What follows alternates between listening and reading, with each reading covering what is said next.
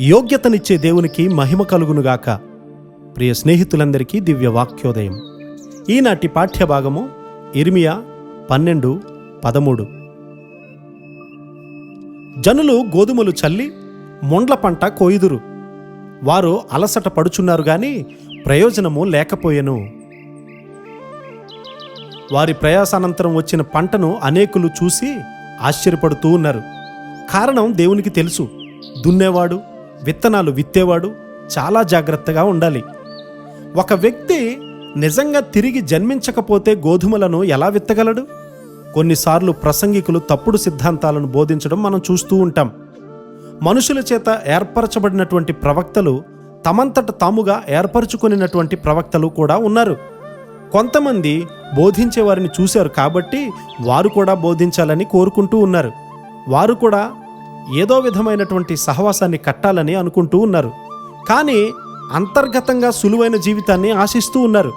అనేకులు విదేశాల నుండి డబ్బొస్తుందని తలస్తూ ఉన్నారు. ఏమైతేనేమి, ప్రజలను పరిపూర్ణ జీవితంలోనికి నడిపిస్తే అదే మనకు సంతోషం. వారు సంపాదించుకున్న ధన సంపద పట్ల నాకు ఎలాంటి ఆసక్తి లేదు. ఇది నిజం. నీవు నీ కుటుంబము కలిసి దేవుని రాజ్యాన్ని కట్టగలరు. నేనును నా ఇంటివారును యెహోవానే సేవించెదము అని యెహోషువ గారు చెప్పినట్లు నీవు చెప్పగలవు. పిల్లలు నా యొద్ద నుండి తొలగిపోయి ఉన్నారు. నా గుడారము చిరిగిపోయిన స్థితిలో ఉంది. మందలన్నీ చెదిరిపోతూ ఉన్నాయి. ఇదే దేవుని హృదయంలో ఉన్నటువంటి దుఃఖం. ఒక పాదిరి గారు తన సంఘం కొరకు ప్రార్థించి వారి కొరకైనటువంటి భారాన్ని కలిగి ఉండాలి.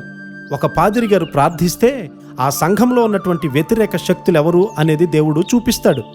అతడు ఎవ్వరికీ కూడా భయపడాల్సిన అవసరం లేదు. అనారోగ్యం, కష్టాలు దేవుడు అనుమతిస్తే అది ఇంకా దీవెనకరం. ఈ దినాల్లో ప్రజలు బోధించాలని కోరుకుంటూ ఉన్నారు కానీ వినడానికి ఇష్టపడట్లేదు. మనము ప్రార్థించని వారికి బోధించకూడదు. నీవు వారి హృదయాలకు అవసరమైన దేవుని వాక్యాన్ని ఇవ్వగలుగుతున్నావా లేదా? అదే గొప్ప భారం. ప్రసంగం అనేది మనది కాదు. దేవుని నుండి వర్తమానం వస్తే అది అంధకార శక్తులను అణిచివేస్తుంది. నీవు ప్రార్థించకపోతే చీకటి శక్తులు నీపై దాడి చేయడానికి ప్రయత్నిస్తాయి. జాగ్రత్త. దేవునికి అనుకూలమైన సజీవ యాగముగా మీ శరీరాలను సమర్పించుకోండి అని పరిశుద్ధుడైన పౌలు గారు వేడుకుంటూ ఉన్నాడు. నీవు దేవునితో ఉండాలంటే నీవొక సజీవ యాగముగా జీవించాలి. నీవు దేవుని పరిపూర్ణ చిత్తాన్ని చేసినట్లయితే నీవే గొప్ప జయముగా ఉంటావు. నీవు ఆయన పరిపూర్ణ చిత్తాన్ని చేయాలని ఆయన ఎల్లప్పుడూ కోరుతూ ఉన్నాడు. నీవు ఆయన పరిపూర్ణ చిత్తము చేసే కృప ఆయన సమృద్ధిగా మనందరికీ అనుగ్రహించునుగాక. ఆమేన్.